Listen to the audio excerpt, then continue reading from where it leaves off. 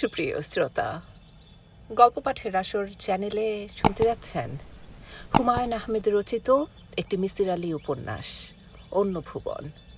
আমি ওয়ারা করিম, সাথে থাকুন। দুপুরবেলা কাজের মেয়েটি মিসির আলীকে ডেকে তুলল। কে নাকি দেখা করতে এসেছে, খুব জরুরি দরকার। মিসির আলীর রাগে গা কাঁপতে লাগলো।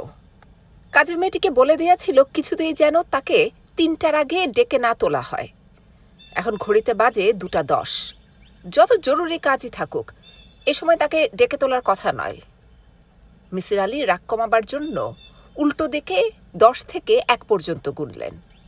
গুনগুন করে মনে মনে গাইলেন, আজ এ বসন্তে এত ফুল ফোটে এত পাখি গায়। এই গানটি গাইলে তার রাগ আপনাতেই কিছু নেমে যায়। আজ কিছুতেই নামছে না। কাজের মেয়েটির ভাবলেশীন মুখ দেখে তা আরো বেড়ে যাচ্ছে। তিনি গম্ভীর গলায় ডাকলেন, রেবা। জি। আর কোনোদিন তুমি আমাকে 3টার আগে ডেকে তুলবে না। জি আচ্ছা। 2 থেকে 3টা, এই 1 ঘন্টা আমি প্রতিদিন দুপুরে ঘুমিয়ে থাকি। এর নাম হচ্ছে সিয়েস্তা, বুঝলে? জি। ঘড়ি দেখতে জানো? জি না। মিসির আলীর রাগ দপ করে নিভে গেল। যে মেয়ে ঘড়ি দেখতে জানে না, তাকে 3টার সময় সে ডেকে তুলবে কিভাবে? রেবা মেয়েটি কাজে নতুন এসেছে, তাকে শিখিয়ে পড়িয়ে নিতে হবে। রেবা। জি। আজ সন্ধ্যার পর তোমাকে ঘড়ি দেখা শেখাবো। 1 থেকে 12 পর্যন্ত সংখ্যা প্রথমে শিখতে হবে, ঠিক আছে? জি, ঠিক আছে। এখন বলো, যে লোকটি দেখা করতে এসেছে সে কেমন? রেবা অবাক হয়ে তাকিয়ে রইল। মানুষ মানুষের মতোই, আবার কেমন হবে? তার এই সাহেব কি সব অদ্ভুত কথাবার্তা যে বলে, পাগলা ধরনের কথাবার্তা। বলো বলো, চুপ করে আছো কেন? মিসির আলী বিরক্ত হলো। এই মেয়েকে কাজ শেখাতে সময় লাগবে। তিনি মুখে বললেন, মানুষকে দেখতে হবে খুঁটিয়ে খুঁটিয়ে, বুঝতে পারছো? মেয়েটি মাথা নাড়ল। মাথা নাড়ার ভঙ্গি থেকেই বলে দেয়া যায় সে কিছুই বোঝেনি, বোঝার চেষ্টাও করেনি। সে শুধু ভাবছে এই লোকটির মাথায় দোষ আছে। তবে দোষ থাকলেও লোকটা ভালো, বেশ ভালো। রেবা এ পর্যন্ত 2টি গ্লাস, 1টা পিরিচ এবং 1টা প্লেট ভেঙেছে। 1টা কাপের বোঁটা আলগা করে ফেলেছে। সে তাকে কিছুই বলেনি, একটা ধমক পর্যন্ত দেয়নি। ভালো মানুষগুলি একটু পাগল পাগলই থাকে। মিসির আলী হাত বাড়িয়ে সিগারেটের প্যাকেট নিলেন। একটা সিগারেট বের করে হাত দিয়ে গুঁড়ো করে ফেললেন। তিনি সিগারেট ছাড়বার চেষ্টা করছেন। যখনই খুব খেতে ইচ্ছা করে, তিনি একটি সিগারেট বের করে গুঁড়ো করে ফেলেন এবং ভাবতে চেষ্টা করেন একটা সিগারেট টানা হলো। এতে কোনো লাভ হচ্ছে না, শুধু মেজাজ তিরিক্ষি হয়ে যাচ্ছে। রেবা। জি। এখন আমি তোমাকে কিছু প্রশ্ন করব, তুমি উত্তর দেবে। তোমার উত্তর থেকে আমি ধারণা করতে পারবো যে লোকটি এসেছে সে কি রকম। রেবা হাসল, তার বেশ মজা লাগছে। প্রথম প্রশ্ন, যে লোকটি এসেছে সে গ্রামে থাকে না শহরে? গ্রামে। লোকটি বুড়ো না জোয়ান? জোয়ান। রোগা না মোটা? রোগা। কি কাপড় পরে এসেছে? মনে নাই। কাপড় পরিষ্কার না ময়লা? ময়লা। হাতে কিছু আছে, ব্যাগ বা ছাতা এসব কিছু আছে? না। চোখে চশমা আছে? না। মিসির আলী থেমে থেমে বললেন, তোমাকে যে প্রশ্নগুলি করলাম সেগুলি মনে রাখবে। কেউ আমার কাছে এলে আমি এইগুলি জানতে চাই, বুঝতে পারছো? জি। এখন যাও, আমার জন্য 1 কাপ চমৎকার করে চা বানাও, দুধ চিনি কিছু দেবে না, শুধু লিকার। বানানো হয়ে গেলে চায়ের কাপে 1 দানা লবণ ফেলে দেবে। লবণ? হ্যাঁ, লবণ। মিসির আলি উঠে দাঁড়ালেন। বসার ঘরে যে লোকটি এসেছে তাকে দেখা দরকার। রেবার কথা মতো লোকটি হবে গ্রামের, ময়লা কাপড় পরে এসেছে, জোয়ান বয়স, হাতে কিছুই নেই। এই ধরনের একজন লোকের তার কাছে কি প্রয়োজন থাকতে পারে? বসার ঘরে যে লোকটি বসেছিল সে রোগী নয়, পরনে গ্যাবার্ডিনের স্যুট, হাতে চামড়ার একটা ব্যাগ, বয়স 50-এর উপরে, চোখে চশমা। মিসির আলি মনে মনে একটি দীর্ঘ নিঃশ্বাস ফেললেন। রেবা মেয়েটির পর্যবেক্ষণ শক্তি মোটেই নেই, একে বেশি দিন রাখা যাবে না। মিসির আলি বসে থাকা লোকটিকে তীক্ষ্ণ চোখে দেখতে লাগলেন। তিনি ঘরে ঢোকার সময় লোকটি উঠে দাঁড়ায়নি, দাঁড়াবার মতো ভঙ্গি করেছে। বসে থাকার মধ্যেও একটা স্পর্ধার ভাব আছে। লোকটি তাকিয়ে আছে সরু চোখে, যেন সে কিছু একটা যাচাই করে নিচ্ছে। মিসির আলি বললেন, ভাই আপনার নাম? আমার নাম বরকতুল্লাহ, আমি ময়মনসিংহ থেকে এসেছি। কোনো কাজে এসেছেন কি? হ্যাঁ, কাজে এসেছি, আমি অকাজে ঘোরাঘুরি করি না। আমার কাছে এসেছেন? আপনার কাছে না এলে আপনার ঘরে বসে আছি কেন? ভালোই বলেছেন। এখন বলুন কি ব্যাপার, অল্প কথায় বলুন। বরকতুল্লাহ সাহেব থমথমে গলায় বললেন, আমি কথা কম বলি, আপনাকে বেশিক্ষণ বিরক্ত করব না। তিনি লক্ষ্য করলেন লোকটি আহত হয়েছে, তার চোখ মুখ লাল। মিসির আলি খুশি হলেন, লোকটি বড় বেশি স্পর্ধা দেখাচ্ছে। বরকতুল্লাহ সাহেব, চা খাবেন? জি না, আমি চা খাই না। আমার যা বলার তা আমি খুব অল্প কথায় বলে চলে যাব। মিসির আলি হাসতে হাসতে বললেন, অল্প কথায় কিছু বলতে পারবেন বলে আমার বিশ্বাস হচ্ছে না। আপনার অভ্যাস হচ্ছে বেশি কথা বলা। আপনি চা খাবেন কি না তার জবাব দিতে গিয়ে একটি দীর্ঘ বাক্য বলেছেন। আপনি বলেছেন, জি না, আমি চা খাই না। আমার যা বলার তা আমি খুব অল্প কথায় বলে চলে যাব। এই বাক্যটিতে 17টি শব্দ আছে। বরকতুল্লাহ সাহেব অবাক হয়ে তাকালেন, তার ভ্রু কুঞ্চিত হল। মিসির আলি মনে মনে হাসলেন। কাউকে বুদ্ধির খেলায় হারাতে পারলে তার খুব আনন্দ হয়। বরকতুল্লাহ সাহেব, আপনি কি চান? আপনার সাহায্য চাই, তার জন্যে আমি আপনাকে যথাযথ সম্মানই দেব। আমি ধনাঢ্য ব্যক্তি না হলেও দরিদ্র নই। আমি চেক বই নিয়ে এসেছি। ভদ্রলোক কোটের পকেটে হাত দিলেন।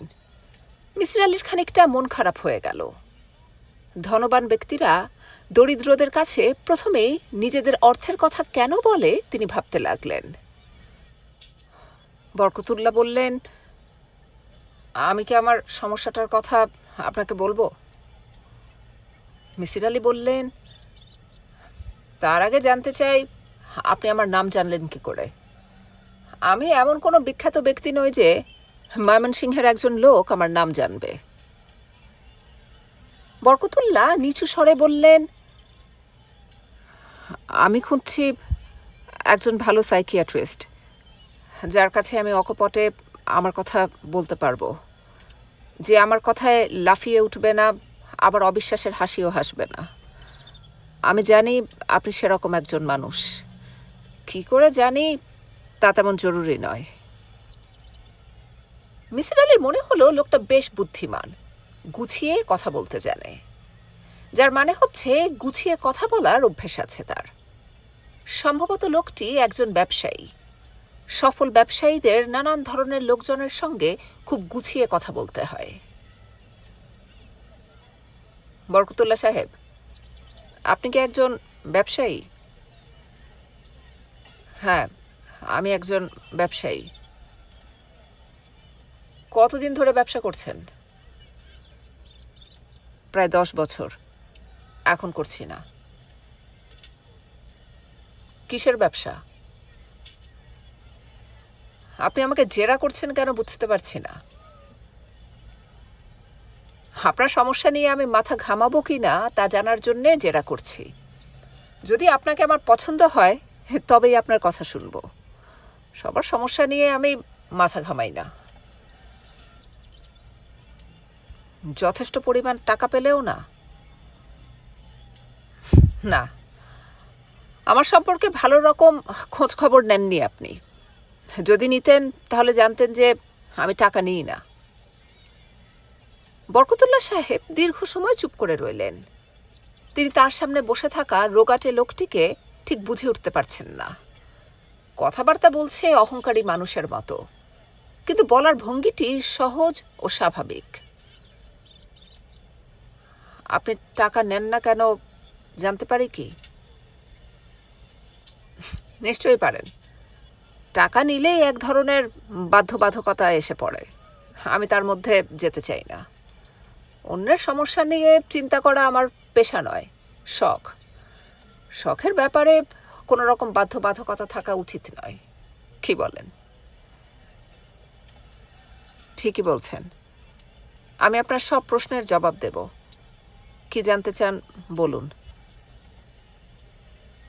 আপনার পড়াশোনা কত দূর? MA পাশ করেছি পলিটিক্যাল সায়েন্সে।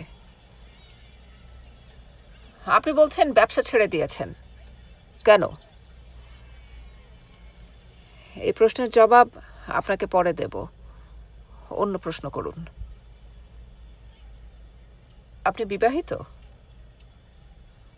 হ্যাঁ, আমার 9 বছর বয়সী একটা মেয়ে আছে। আপনার সমস্যা এই মেয়েকে নিয়েই, হ্যাঁ নয় কি? জি হ্যাঁ। কি করে বুঝলেন? মেয়ের কথা বলার সময় আপনার গলার স্বর পাল্টে গেল, তা থেকেই আন্দাজ করছি। আপনার স্ত্রী মারা গেছেন কতদিন হলো? প্রায় 9 বছর। স্ত্রী মারা গেছেন সেটা কি করে বলতে পারলেন? বাচ্চাদের কোনো সমস্যা হলে মা নিজে আসেন। এক্ষেত্রে আসেননি দেখে সন্দেহ হয়েছিল। তাছাড়া বিপত্নিক মানুষদের দেখলেই চেনা যায়। আমি কি এবার আমার ব্যাপারটা বলবো? বলুন। সংক্ষেপে বলতে হবে? না, সংক্ষেপে বলার দরকার নেই। চা দিতে বলি? জি না, আমি চা খাই না। 1 গ্লাস ঠান্ডা পানি দিতে বলুন। খুব ঠান্ডা, তৃষ্ণা হচ্ছে। আমার ঘরে ফ্রিজ নেই, পানি খুব ঠান্ডা হবে না। ভদ্রলোক তৃষ্ণার্তের মতোই পানির গ্লাস শেষ করে দ্বিতীয় গ্লাস চাইলেন। মিসির আলি বললেন, আরেক গ্লাস দেব? আর লাগবে না। আপনি তাহলে শুরু করুন। আপনার মেয়ের নাম কি? তিন্নি। বলুন তিন্নির কথা। ভদ্রলোক কিছুক্ষণ চুপ করে রইলেন, সম্ভবত মনে মনে গুছিয়ে নিচ্ছেন, কিংবা বুঝে উঠতে পারছেন না ঠিক কোন জায়গা থেকে শুরু করবেন। মিসির আলি লক্ষ্য করলেন ভদ্রলোকের কপালে সূক্ষ্ম ঘামের কণা জমতে শুরু করেছে। মিসির আলি ঠিক বুঝে উঠতে পারছেন না 9 বছর বয়সী একটা মেয়ের এমন কি সমস্যা থাকতে পারে যা বলতে গিয়ে এমন অস্বস্তির মধ্যে পড়তে হয়। বলুন, আপনার মেয়ের কথা বলুন। ভদ্রলোক বলতে শুরু করলেন, আমার মেয়ের নাম তিন্নি। ওর বয়স 9 বছর। মেয়ের জন্মের সময় ওর মা মারা যায়। মেয়েটিকে আমি নিজেই মানুষ করি। আমি মোটামুটিভাবে একজন সচ্ছল মানুষ, কাজেই আমার পক্ষে বেশ কিছু কাজের লোকজন রাখা কোনো সমস্যা ছিল না। তিন্নিকে দেখাশোনার জন্যে অনেকেই ছিল, কিন্তু তবু মেয়েটির বেশিরভাগ দায়িত্ব আমিই পালন করেছি। দুধ বানানো, খাওয়ানো, ঘুম পাড়ানো সবই আমি করতাম। বুঝতেই পারছেন, মেয়েটি আমার খুবই আদরের। সব বাবার কাছেই তাদের ছেলে মেয়ের আদর থাকে, কিন্তু আমার মধ্যে বাড়াবাড়ি রকমের ছিল। মিসির আলি বললেন, আপনি কি বলতে চাচ্ছেন? এখন নেই? ভদ্রলোক এই প্রশ্নের জবাব দিলেন না, তার মেয়ের কথা বলে যেতে লাগলেন। তিনি এমন একটা ভঙ্গি করলেন যেন প্রশ্নটি শুনতে পাননি। তিন্নির বয়স যখন 1 বৎসর, তখন লক্ষ্য করলাম ও অন্যান্য শিশুদের মতো নয়। সাধারণত 1 বৎসর বয়সেই শিশুরা কথা বলতে শুরু করে। তিন্নির বেলায় তা হলো না। সে কথা বলা শিখল না। বড় বড় ডাক্তাররা সবাই দেখলেন, তারাও কোনো কারণ বের করতে পারলেন না। মেয়েটি কানে শুনতে পায়, তার ভোকাল কর্ড ঠিক আছে, কিন্তু কথা বলে না। কেউ কিছু বললে মন দিয়ে শোনে, এই পর্যন্তই। ইএনটি স্পেশালিস্ট প্রফেসর আলম বললেন, অনেক বাচ্চাই দেরিতে কথা শেখে, এর বেলায়ও তাই হচ্ছে, দেরি হচ্ছে। আপনি আপনার মেয়ের সঙ্গে দিনরাত কথা বলবেন, ও শুনে শুনে শিখবে। আমি প্রফেসর আলমের পরামর্শ মতো প্রচুর কথা বলতাম, গল্প পড়ে শোনাতাম, সিনেমায় নিয়ে যেতাম, কিন্তু কোনো লাভ হলো না। মেয়েটি একটি কথাও বলল না। ওর যখন 6 বছর বয়স, তখন একটা অদ্ভুত ব্যাপার হলো। দিনটি আমার পরিষ্কার মনে আছে। জুলাই মাসের 3 তারিখ, শুক্রবার। আমি দুপুরের খাওয়া দাওয়ার পর ঘুমোচ্ছি। শরীরটা ভালো যাচ্ছিল না, জ্বর জ্বর ভাব। হঠাৎ তিন্নি আমাকে ধাক্কা দিয়ে ঘুম থেকে জাগালো এবং পরিষ্কার গলায় বলল, বাবা, অসময়ে ঘুমোচ্ছ কেন? আপনি বুঝতেই পারছেন আমি স্তম্ভিত হয়ে তাকিয়ে রইলাম। প্রথমে ভাবলাম স্বপ্ন দেখছি। তিন্নি কথা বলেছে, একটি দুটি শব্দ নয়, পুরো বাক্য বলেছে। অত্যন্ত স্বাভাবিক ভঙ্গিতে বলেছে, কোনো রকম জড়তা নয়, অস্পষ্টতা নয়। বিস্ময় সামলাতে আমার দীর্ঘ সময় লাগলো। আমি এক সময় বললাম, তুই কথা বলা জানিস? তিন্নি হাসি মুখে বলল, হ্যাঁ, কেন জানবো না। এতদিন কথা বলিসনি কেন? তিন্নি তার জবাব দিল না, ঠোঁট টিপে হাসতে লাগলো, যেন সে খুব মজা পেয়েছে। এটা যেন চমৎকার একটা রসিকতা, কথা না বলে বাবাকে বোকা বানানো। মিসির আলি সাহেব, আপনি নিশ্চয়ই বুঝতে পারছেন, নতুন এই পরিস্থিতির সঙ্গে খাপ খাইয়ে উঠতে আমার সময় লাগলো। আমি ঠান্ডা ধরনের মানুষ। আমি কোনো কিছু নিয়েই হইচই শুরু করি না। প্রথমে নিজে বুঝতে চেষ্টা করি, কিন্তু তিন্নির ব্যাপারটা আমি কিছুই বুঝলাম না। হঠাৎ কথা বলা শুরু করা ছাড়াও তার মধ্যে অনেক বড় ধরনের অস্বাভাবিকতা ছিল। এ পর্যন্ত বলে বরকতুল্লাহ সাহেব থামলেন, পানি খেতে চাইলেন। মিসির আলি তাকিয়ে রইলেন তীক্ষ্ণ দৃষ্টিতে। বরকতুল্লাহ সাহেব নিচু গলায় আবার কথা শুরু করলেন। আমি লক্ষ্য করলাম তিন্নি সব প্রশ্নের জবাব জানে। মিসির আলি বললেন, আমি আপনার কথা বুঝতে পারছি না। সব প্রশ্নের জবাব জানে মানে? আপনাকে উদাহরণ দিলে ভালো করে বুঝবেন। ধরুন, আমি তিন্নিকে জিজ্ঞেস করলাম 16 বর্গমূল কত। সে এক মুহূর্ত ইতস্তত না করে বলবে 4, যদিও সে অঙ্কের কিছুই জানে না। যে মেয়ে কথা বলতে পারে না, তাকে অঙ্ক শেখানোর প্রশ্নই ওঠে না। আপনাকে আরেকটা উদাহরণ দেই। একদিন বাসায় ফিরে তিন্নিকে জিজ্ঞেস করলাম, বলতো মা, আজ নয়া বাজারে কার সঙ্গে দেখা হয়েছে? সে সঙ্গে সঙ্গে বলল, হালিম সাহেবের সঙ্গে। হালিম আমার বাল্যবন্ধু, তিন্নি তাকে চেনে না। তার সঙ্গে আমার মেয়ের কোনোদিন দেখা হয়নি। হালিমের সঙ্গে আমার দেখা হয়েছে, এটা তিন্নির জানার কোনো কারণ নেই। মিসির আলি সাহেব, বুঝতেই পারছেন আমি খুব চিন্তিত হয়ে পড়লাম। তার কিছুদিন পর আরেকটা অদ্ভুত ব্যাপার ঘটল। রাতের বেলা তিন্নিকে নিয়ে খেতে বসেছি। হঠাৎ ইলেকট্রিসিটি চলে গেল। আমি হারিকেন জ্বালানোর জন্য বললাম, কিন্তু কেউ হারিকেন খুঁজে পেল না। প্রয়োজনের সময় কিছুই খুঁজে পাওয়া যায় না। টর্চ আনতে বললাম, তাও কেউ পাচ্ছে না। আমি বিরক্ত হয়ে ধমকাধমকি করছি। তখন তিন্নি বলল, বাতি চলে গেলে সবাই এত হইচই করে কেন? আমি বললাম, অন্ধকার হয়ে যায় তাই। অন্ধকার হলে কি অসুবিধা? অন্ধকারে কিছু দেখা যায় না, সেটাই অসুবিধা। তুমি দেখতে পাও না? শুধু আমি কেন, কেউই পায় না। আলো ছাড়া কিছুই দেখা যায় না মা। তিনি খুবই অবাক হলো, বিস্মিত গলায় বলল, আমি কিন্তু অন্ধকারেও দেখতে পাই, আমি তো সব কিছু দেখছি। প্রথমে ভাবলাম সে ঠাট্টা করেছে, কিন্তু না, ঠাট্টা নয়, সে সত্যি কথাই বলছিল। সে অন্ধকারে দেখে, খুব পরিষ্কার দেখে। বরকতুল্লাহ সাহেব থামলেন, রুমাল বের করে চশমার কাঁচ পরিষ্কার করতে লাগলেন। মিসির আলি বললেন, আপনার মেয়ের প্রসঙ্গে আরও কিছু বলবেন কি? তিনি না সূচক মাথা নাড়লেন। আর কিছুই বলার নেই?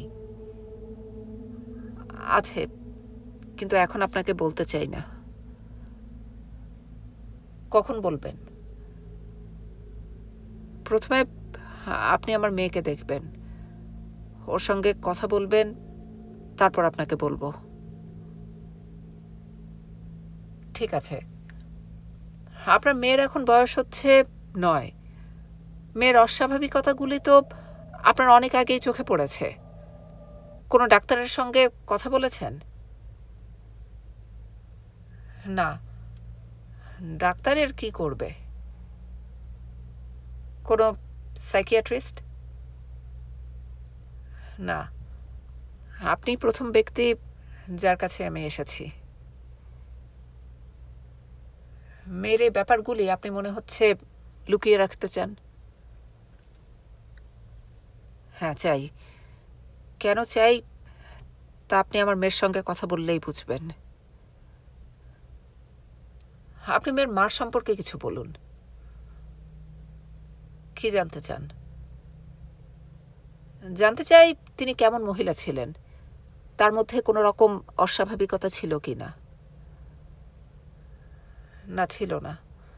তিনি খুবই স্বাভাবিক মহিলা ছিলেন। আপনি ভালো মতো জানেন? হ্যাঁ, ভালো মতোই জানি। আমি 11 বছর আমার স্ত্রীর সঙ্গে কাটিয়েছি। তিনি আমাদের শেষ বয়সের সন্তান।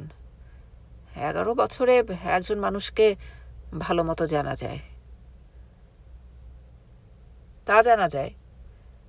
আচ্ছা, আপনার মেয়ের এই ব্যাপারগুলি কি বাইরের অন্য কাউকে বলেছেন? না, কাউকেই বলিনি।